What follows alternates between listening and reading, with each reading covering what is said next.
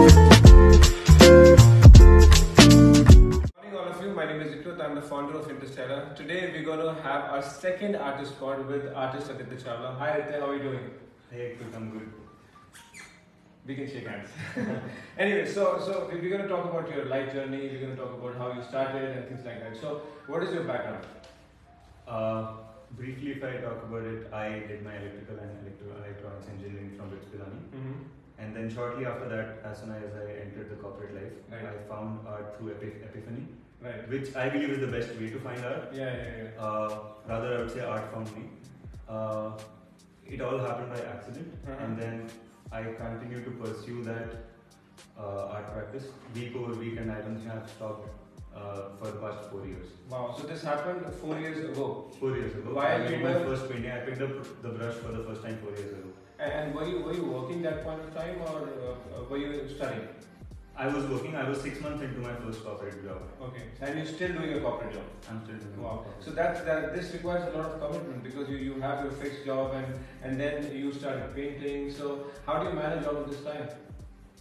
I don't see painting as work. I rather see it as my hobby and my passion. Yeah. So it doesn't take up my energy. I rather enjoy it. Yeah. So even there are days when I get free from work at 10 p.m. or 11 p.m. Right. And then I would pick up my brush and work till 2 a.m. Wow. But that is fun. That's commitment for sure. That is. And then I have my weekends. So. Oh yeah.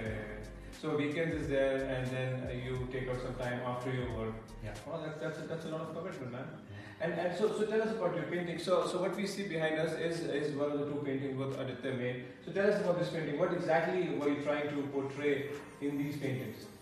Alright, so a little bit about my style. I get influenced by pop art a lot. And one more thing which is kind of personal, and I usually never shared it in the art space earlier, but I've started to embrace it now, is that I'm a colorblind artist. There are very few colorblind artists. What do you mean by this?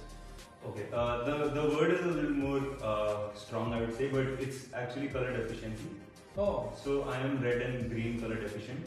So there are some shades of red and green which I see as brown. There are some shades of brown. But you still make such a fantastic painting. Right. Wow. Yeah. So this is through years of working on this palette, years of reading about color theory. Okay. Now I know which color goes where. So basically, you have your own colors. I have no set of So what we all see is different, and what you see is different, right? I can't say that because nobody can say. I don't know what you see. So for example, the brown for you might be red for me. Yes. Is that what you say? Rather, I would rephrase it as the red for you and everybody else is brown for you. Might be brown for me. Might be because you don't know what we see. Yeah. Wow, that's cool, man. And still, you make these art. So what is this thing called? It's pop art, we know. Yeah. But your paintings have a very different element of like they're very cartoony in terms of. So what do you call this? So I couldn't find someone else doing the same style. Yeah. It was kind of a signature style which I discovered. So I thought I'll give it a name myself. I call it 2Dism. 2Dism. Yeah. Okay. It's like the fact that these are not 3D paintings, these are all 2D artworks. Right. And there is still some concept of realism in it. Right. So instead of calling it realism or anything else, I called it 2Dism. But what are these two cats looking at, and what do you see they're looking at? Like, Okay. What do you think? About the one on the left. Yeah, on the left, yeah. Yeah. The artwork is titled "Race to the Top." So the concept actually started with just the frame that you see on the wall in the painting. Right. So that was a lot of insects, animals, flora, fauna, racing or rather pushing each other to get to the top of the jungle. Right. And if you see, there's a snake, there's a spider, a bird, a ladybird, and all. Ladybug. And there's a mushroom. There's a mushroom as well. Yeah. So that is also the mushroom is also a part of that race. I feel like these two cats are mesmerized by the painting on the wall, and they just want to. There's a whole world inside that painting, you know. Yeah, there is. So now coming a little behind from that painting, Right. I see cats as more elite in terms of animals. Elite. Why is that? Because they are more. They're not as so. Dogs are very friendly. I love dogs. Yes, yeah. But cats, they are aloof. They want their space. Yeah. And they're like, more poised. If Right. you see a cat walking, that is why we call it cat walk. We have an in-house cat, by the way. Oh wow. Yeah. The last time I came here when we were installing the artwork, the cat was running around and it was trying to scratch the Really? Yeah. Oh. That happened outside in the garden. But Yeah, now these cats are in the gallery. They are drinking wine and looking at the artwork, and they are like, we are not even a part of this race. We are out of this league. Yeah, so that is the elite nature. So Aditya, who's your biggest influence and why? Like, did you follow some big artist, or you wanted to make your own art? Alright, so when I started, obviously I had to learn some techniques. I was copying artworks, I was following YouTube tutorials. Right. There was a lot of Bob Ross and all of that. I used to do landscapes. Right. At a certain point, I think 6 months into it, I realized that I have the skill now, but I'm not enjoying the creative process. I'm copying something. Oh, yeah. Right? So I thought I'll do something on my own. Right. And then I saw artists like Cause, Kaws, K-A-W-S. Okay. Like he's a very big name in the pop art space. Okay. There's Keith Haring. Yeah, Keith Haring. Steven. I love Keith Haring. Right, yeah, everybody loves Keith Yeah. Haring. And then there's Stephen Harrington. Yeah. Artists like these who have a similar cartoony illustrative style, pop colors. But like I decided to choose a different theme, a different signature for myself. For example, Bolt is my signature. Right. And you would see Bolt in almost every artwork, right? Every artwork has at least one or two bolts. I can see there's one. Yeah. Right. So there were influences.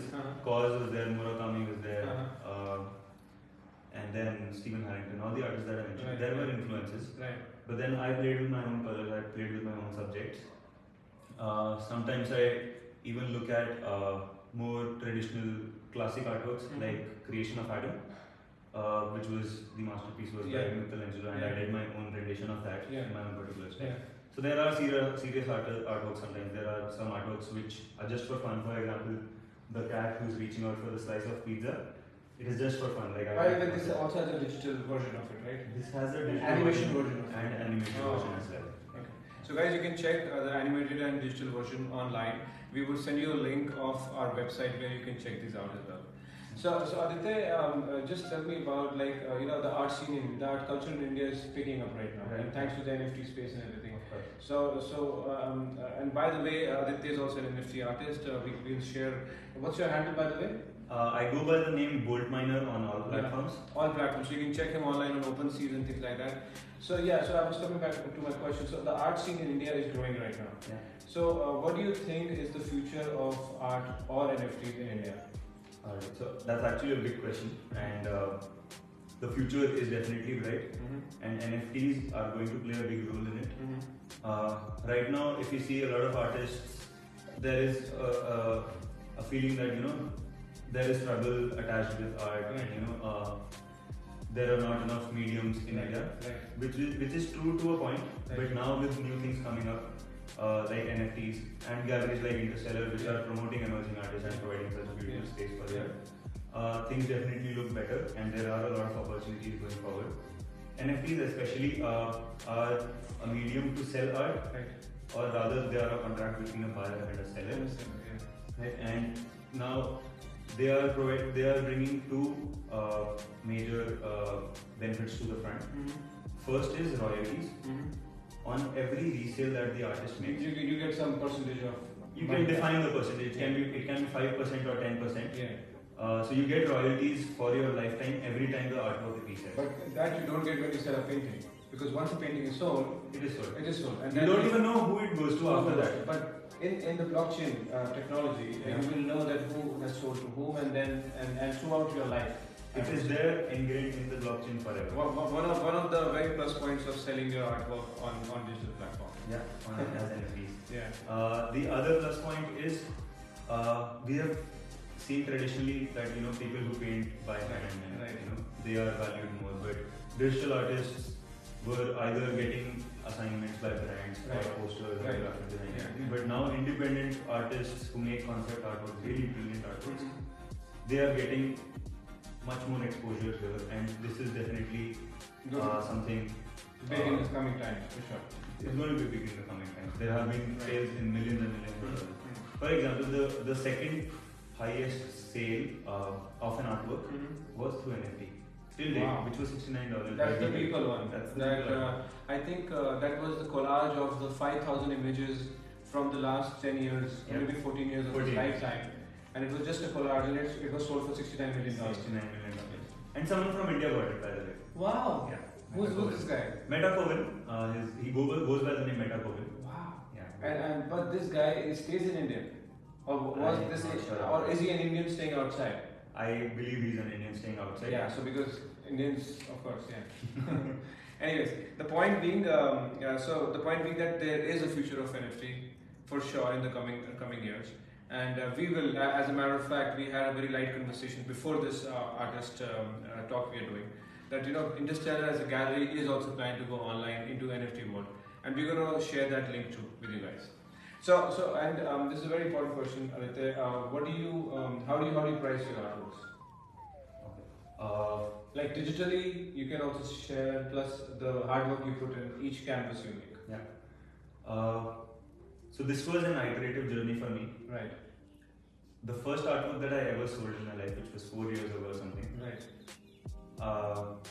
I sold it at some price, and then I found the second customer who appreciated my artwork. My art practice also grew. Right. So with that, it doubled in the second sale, and then it increased. Right.